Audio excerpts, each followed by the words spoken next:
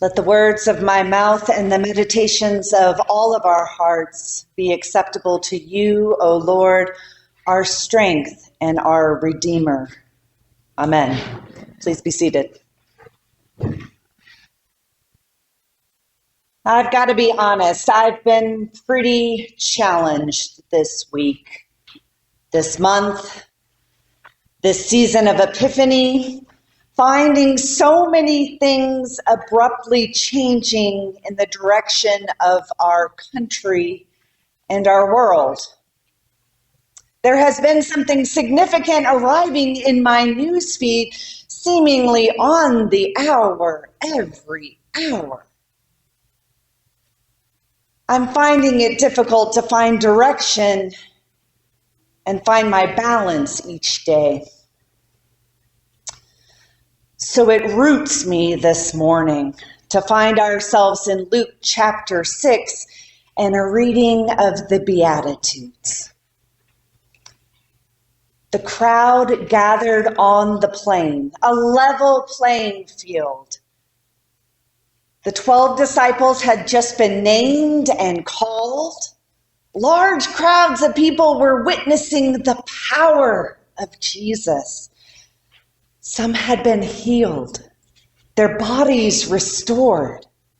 Others arrived in pain, longing for that same grace.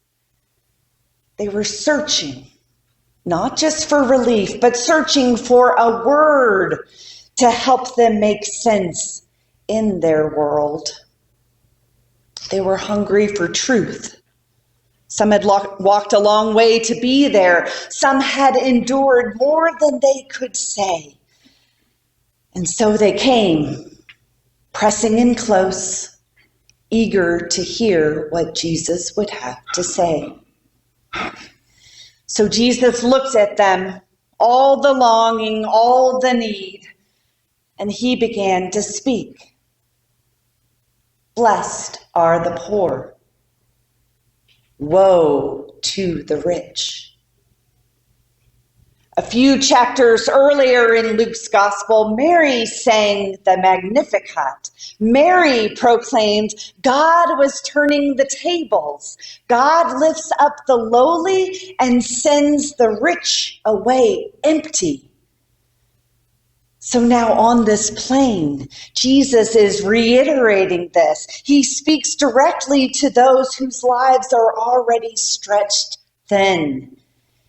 He tells them that they are blessed, not because suffering is good, but because God is drawing near to them in a new way. Then he turns and says another word.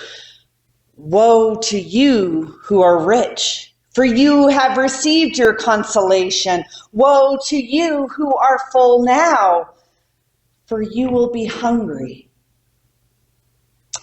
I would argue that these words are not words of punishment, but they are words of warning. They reveal how easy it is to trust in things that do not last. We stand on shifting ground when we build security only on wealth, comfort, and control. So when that ground crumbles, what will be left?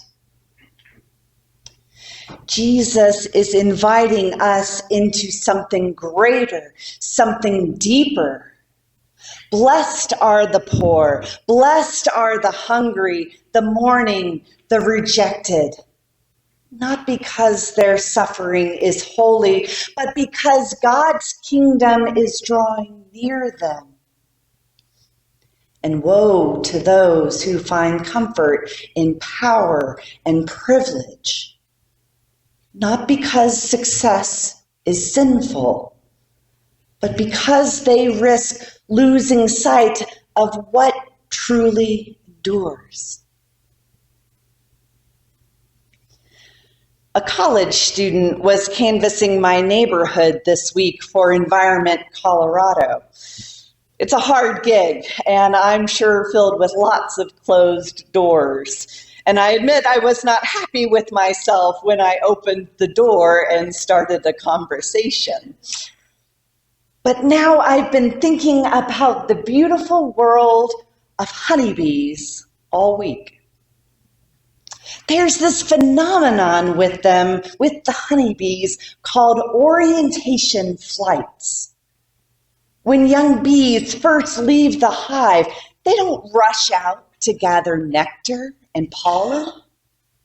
Instead, they hover just outside. Then they start to circle wider and wider before returning home. They're mapping out their world, fixing their position so that they can always find their way home, no matter how far they travel. Jesus' words in this sermon orient us in the same way. They don't just comfort us. They root us. They teach us where to look for God. When Jesus blesses the poor, the hungry in the morning, he's not romanticizing suffering.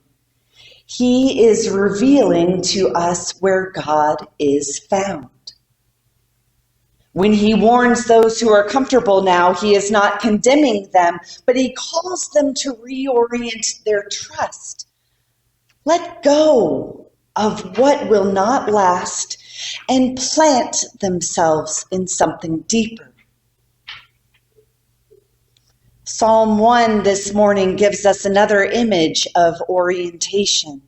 They are like trees planted by streams of water, bearing fruit in due season, with leaves that do not wither. Everything they do shall prosper.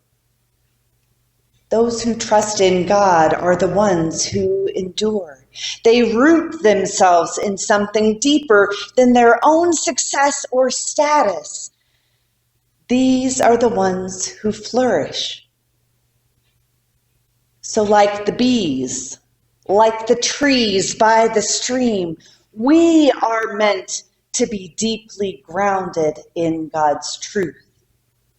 So that when change comes, when challenges come to overcome us, like I have felt untethered these past few weeks, we don't lose our way. Jesus' disciples were about to be sent into the world that would demand their attention, their work, and energy. They would seek food, seek joy, seek a good reputation, and engage in the responsibilities of everyday life. These things are not evil. But Jesus' sermon was their orientation flight.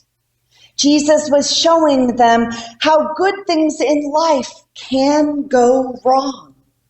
He's telling us that riches, power, and security become idols if we replace God as our foundation. This Sermon on the Plain is both a comfort and a challenge. It comforts the poor, the hungry, and the excluded. Blessed are you. God is with you. And it challenges those who trust in their own security. Do not lose yourself in what will fade away.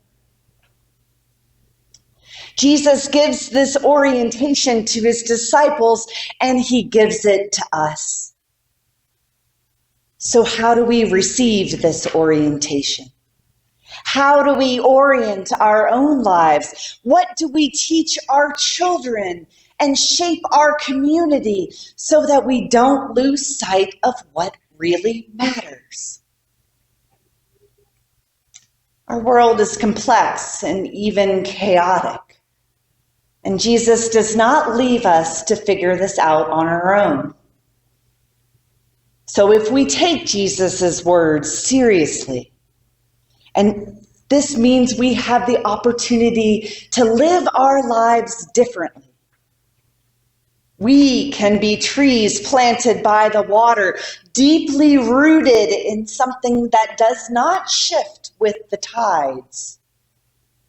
We can trust in abundance, but not the abundance of power and wealth, but in the abundance of God's grace and provision. We can practice generosity, not because we are guilted into it, but because we are held in something greater than ourselves. And we can stand with people on the margins. If Jesus blesses the poor, the hungry, and the mourning, then we know who we are called to stand beside. Mother Teresa once said, God does not create poverty. We do, because we do not share. God's kingdom does not forget the vulnerable, and neither can we. Jesus' Sermon on the Plain is not just about comfort. It is about orientation. It is about knowing where we stand. God is revealed in blessing the poor and warning the rich. Not because one group is more worthy than the other, but because true security is found in God alone. So stay rooted. We are growing deep roots by the flowing water. May we be like the trees in Psalm 1, planted by streams of water, drawing life from something deeper than the shifting tides of this world. And stay oriented. We hear these blessings and beatitudes so that we might see God in the world. May we be like the persistent honeybees, circling back again and again to the truth that holds us. And may we live as if Jesus' words are true, because they are. Amen.